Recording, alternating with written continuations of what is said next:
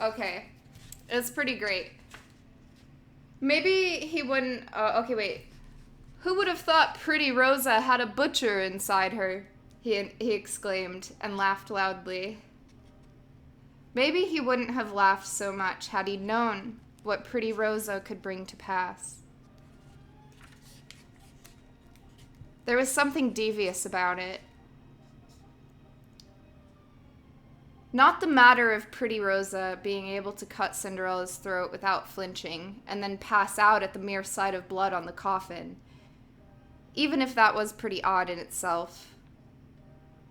No, the deviousness became apparent when Pretty Rosa demanded the index finger of Jan Johann's right hand.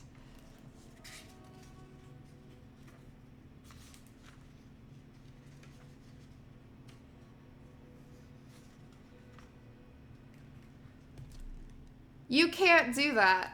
Yes, I can, said Pretty Rosa. No, you can't, we all said again. And then, when it had all gone on long enough, and it was like there was no strength left in Pretty Rosa, and our refusal was met by a weary silence that made us think we'd won. At least until Sophie chipped in. What, like Jan Johann's finger doesn't matter?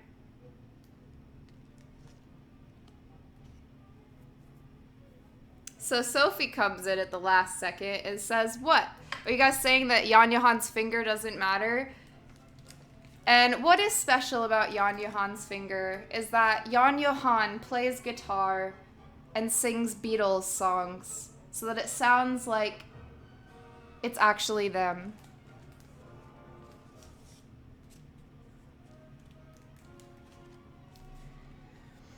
Everyone else has gotten what they wanted.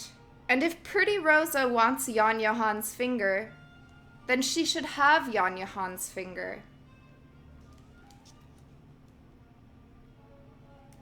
Eventually we agreed. Oh, what the fuck?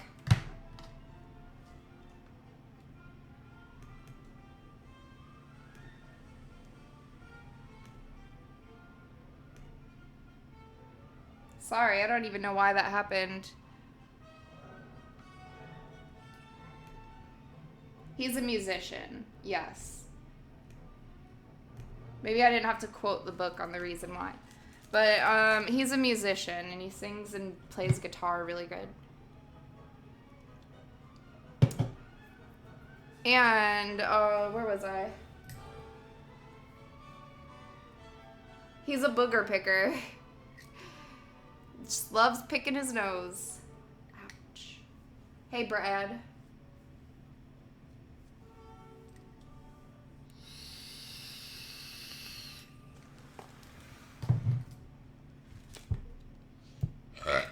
Excuse me. Everyone's gotten what they wanted. If Pretty Rosa wants Jan Johann's finger, then she should have it. Eventually we agreed, since no one was going to be able to bring them to... Eventually we agreed. Since no one was going to be able to bring themselves to cut off Jan Johann's finger anyways. I will, said Sophie.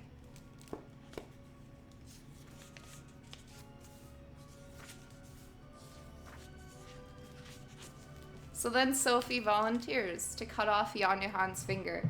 And just a little tidbit of information before we get into chapter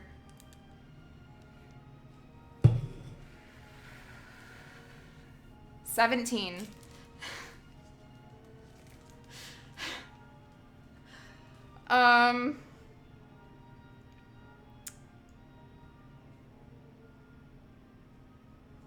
Right? 17?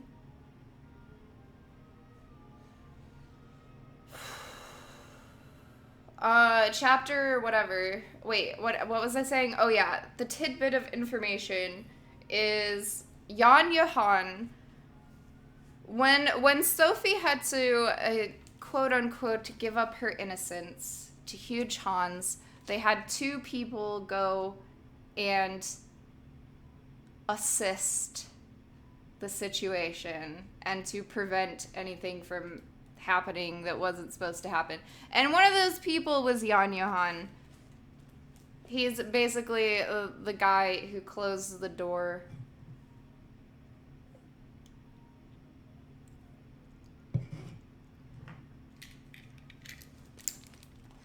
This concludes our summary.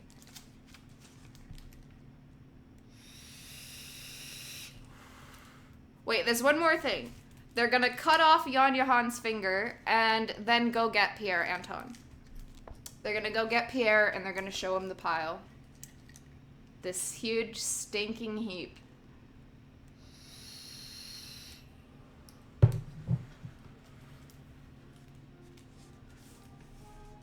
Poor Pierre, dude, for real. He just, like, became enlightened. And now he's gonna have to go look at this shit.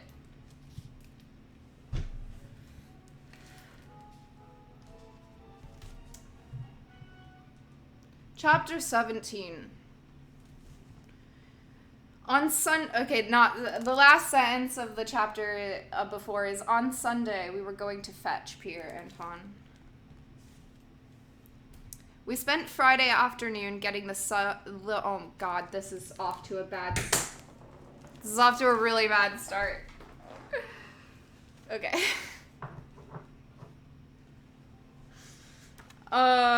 Cut, take 2. We spent Friday afternoon getting the sawmill straightened up.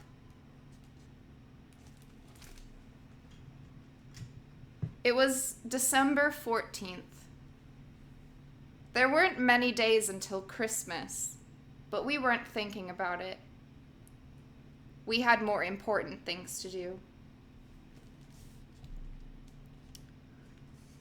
We'd been hanging out at the old sawmill for more than 4 months, and it showed. The sawdust was trodden up with dirt, candy wrappers, and other garbage, and was no longer spread evenly over the floor, over the concrete floor, but formed hills and peaks between piles of lumber. Oh, fuck. Well, I'm gonna keep trying. We had been hanging out at the old sawmill for more than 4 months, and it showed. The sawdust was trodden up with dirt, candy wrappers, and other garbage, and was no longer spread evenly over the concrete floor, but formed hills and peaks between pieces of lumber we dumped around the place for playing off-ground tag and sitting on. The spiders didn't seem to have reduced their activity on account of our presence. Rather, it was as if we'd increased their chances of a haul. And there were cobwebs in every nook and cranny. The windows, those that were still intact, were, if possible, even grimier than when we had started.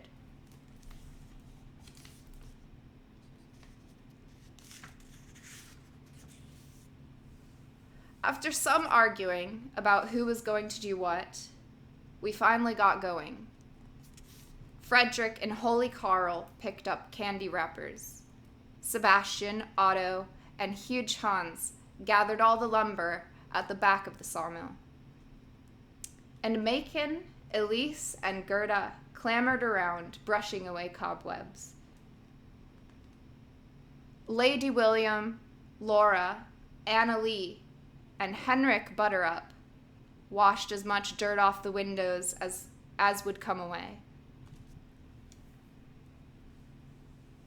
While Dennis knocked out the remainder of the broken window panes, so that there were no longer any jagged fragments to spoil the view out. Ursula Marie and I took turns raking the sawdust out nearby, using a rake we'd borrowed from Sophie. The old sawmill ended up looking almost decent.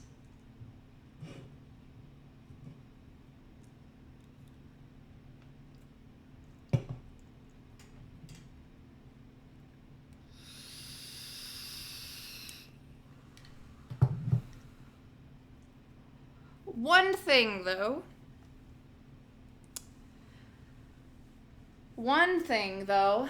we could do nothing about. The heap of meaning had started to smell less than pleasant. Less than pleasant. Unpleasant. Sickening.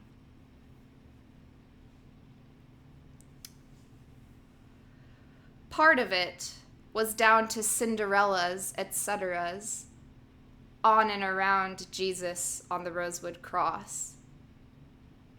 And part of it was down to the flies that were now swarming around Cinderella's head and carcass. An extremely unpleasant odor issued, too, from the coffin with little Emil inside.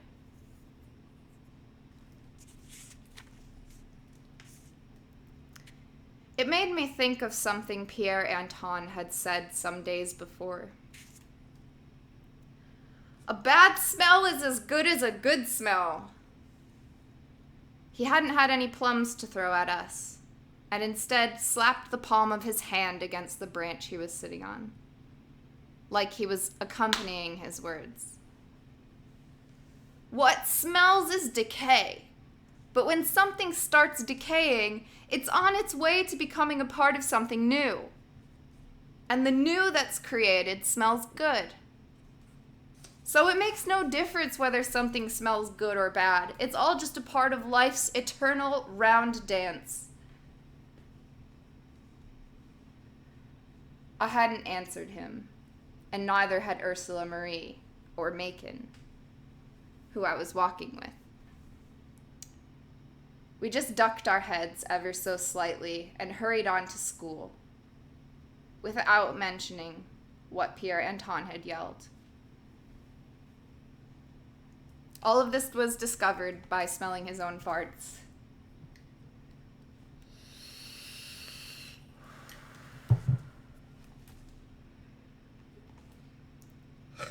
Excuse me.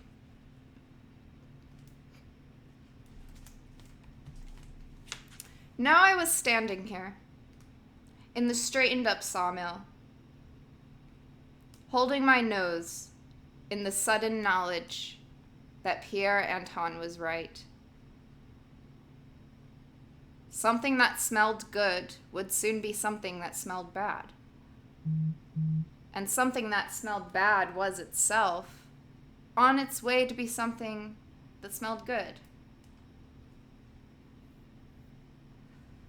But I also knew that I preferred things to smell good rather than bad. What I didn't know was how I was ever going to be able to explain it to Pierre Anton.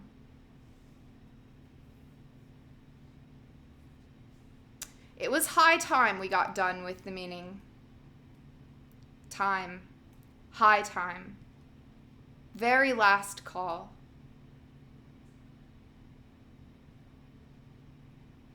It wasn't as much fun as it had been, either. Certainly not for Jan Johan.